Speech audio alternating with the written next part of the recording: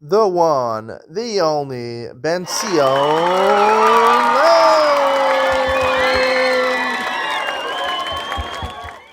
Okay, good morning and welcome to Yeshiva YouTube Daily Double. Today we're doing Masechet Pesachim Perek Beis Mishnayos Dalet. And hey, I started this year without actually pressing the button.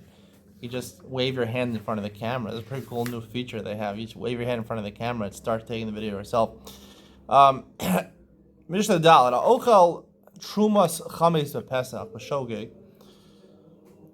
You eat truma of a Kohen, right? You're Israeli. You eat truma, and it's chametz on Pesach. B'Shogeg, you did it unintentionally. Now, unintentionally, in reference to the truma, you might know it's chametz. You don't care that it's Pesach. You're eating chametz, but you didn't know it belonged to a Kohen, and it was truma. B'Shalom Keren Mechomish, you owe the Kohen money. Now, even though chametz on Pesach is not worth any money, but the tashlum, the way you pay back a Kohen for eating truma b'Shogeg, is not, you don't pay him the value. You pay him the actual fruits. As the pasuk says, you have to give him the fruits back, or whatever, the truma back. You pay lefi mida, the volume of it. So therefore, there's no, we're going to see if you do it b'mezid, you pay back the value. There's no value of chametz on Pesach, but there is an actual physical object. So you have to return the physical object after Pesach, and you pay a chomish on it also, a fifth. B'mezid, however, if you knew it was truma, you did it amazing, even though regarding you didn't know it was chametz, it doesn't make a difference. Pater midashlumim, you're pater dashlumim umins me'etzim. You're pater to pay back the Kohen, because on chametz on Pesach it's not worth anything, right? The Torah took it out of your shus, and it's asur ba'ano. It's not like asur ba'ano. It's not worth anything. It has no monetary value. You can't eat it. You can't benefit from it. So technically, it has no monetary value. You don't know the Kohen anything. You don't know Karen or chomish. And Demei Eitzim, if it was Tami Truma, right? Truma Tmei has value because you can use it as firewood to put it under your stove to help light your stove, to help fuel your stove. But also Truma Tmei, there's also Asur Behano. And if you did it with it only has value and it's not worth anything, so you don't have to pay, if it's Tmei, you don't have to pay the value of the fuel. Hey, Elu Dvarim Sha'adam Yoseh Hen Yidei Chavaz Pesach. What could be Yotzei? What could you use to be Yotzei your mitzvah of matzah on Pesach? What is your matzah could be made out of? Bechitin. Most people's matzah are made out of wheat, b'sa'orim, barley, bekusmin, spelt, v'shifon, rye, v'shibol shul, oats. The rabbi actually, Shulman here, talked about on Friday night.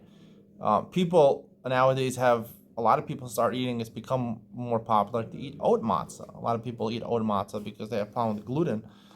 A lot of people are celiacs. He said 15% of people in the shul are celiacs. I don't know if that's accurate. A lot of people are celiacs. I have a couple of nephews. I have a nephew, maybe a niece, that are celiac. So you can't have the wheat matzah. So you have oat matzah. They also make spelt matzah. The rabbi came up and told you 100 reasons why you should never have oat matzah, because it might be chametz, because apparently, first of all, the Gra says out of nowhere that chitin is preferred mitzvah min hamufchar. Doesn't say anywhere in the Mishnayos or the Gemara. And secondly, sour and barley, when it's in the ground, attached to the ground, it might rain on it, and they become chametz more quicker than chitin, which are hard. So those are two reasons he said you should not, even with the best hechsher, you shouldn't eat oat matzah unless you really, really have to. And only Ramaz's mitzvah, he said. I don't know. I don't like the idea of searching for chumras. I mean, come on. The Mishnah says they're okay. They're all okay. It would have told you it's mohudr, mitzvah min mufchar. It says other places, mitzvah min mufchar. Bechita. It doesn't say that. It doesn't say there's a chash chametz by shibal shul. Don't add new chumras. Make life tough for people. This person has enough problems. It's celiac. You make it so hard for them. Only the night of matzah's mitzvah you could eat oat matzah, but the rest of Pesach you can't eat anything made out of oats. I mean, come on, ridiculous. It's like, if you're searching for something, search for kulas. Don't search for chumras. The Torah tells you, the Torah tells you to search for kulas. Don't make life harder for other people. If you want to give up, get a shir, tell me about hashkafa of Pesach, fine, but don't introduce no chumras over here. Make people scared. Yotzim b'damai, and you're yotzei with damai, even if one of these 5 grains is demai, meaning it's a suffix whether it came from an Am Haaretz. You don't know if Trumas Meiser taken off. Midoraisa, we hold Rov Amar Aretz Meiser, and they do take it off. We can rely on Rov. Midorabanan, they said you shouldn't have demai if you don't take it from Meiser. You could be Yotze with demai. Meiser, talking about a case where you're a guest, someone's a guest, or a very poor person, where they could eat demai. Otherwise, you can't eat demai. Meiser Rishon, you know the Truma. So Meiser Rishon, which was given to the Levi, that Trumasa was taken off. The Trumas Meiser was taken off. If you take off Truma. I talk about a case, the Chiddush is we're talking about Truma Gdola was not taken off, but that's because you already separated Trumas and Meiser before it got to the Kri, before it got to the pile of grain. So you're potter from Truma Gdola. Meiser Sheni and Hektish Niftu. Meiser Sheni and Hektish that you redeemed. Once you redeem them, they lose their Kedusha. Kohanim B'chalav and Truma. Kohanim could use matzah even if it comes from Chal and Truma. Kohanim are allowed to eat Chal and Truma. Avalo, you can't use matzah but tevel, things that weren't taken off Trumas and Meisros, right? It's the mitzvah b'avera. You can't, even if it's not chametz, it's still tevel, which is also the Raisa. So the mitzvah b'avera.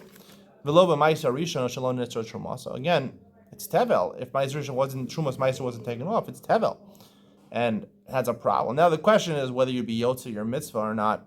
The mitzvah b'avera, would you be yotze or not? Questionable. You shouldn't do it l'chadchila. Will you be able to be not clear? You shouldn't do it. A meiser sheni and hektish that were not redeemed because meiser sheni have to be eaten in shalayim. Hektish it belongs to the base of Hamikdash. Chalos toda or kiki nazir asal na'atzma in yotzim behem. When you bring a korban toda, we're learning Masechas Nazir. When you end your naziris, you have to make certain loaves of bread that are actually not matzah. They're not chametz. They're matzah. They're actually matzah. If you made it for your zevach, you're not yotze because matzah's mitzvah on the first time has to be lishma. It has to be done for the sake of the mitzvah. You're doing it for the shame, the korban. You decided not to use it for the korban. That's not okay. It's not lishma. Also, lim korban shuk yotze benever. If you made it to sell to other people who are bringing korban toda or nazir, so therefore you could be yotze because when you make them, you have in mind, okay, I'm doing it to sell to people, but if I can't find people to sell it, I'll use it for my own personal uses. And therefore, in the back of his mind, he has in mind that he's doing it lishma for the mitzvah of matzah on the first night, and therefore it counts as lishma. We'll talk more about this lishma of matzah, Ian Mitzion, coming up next.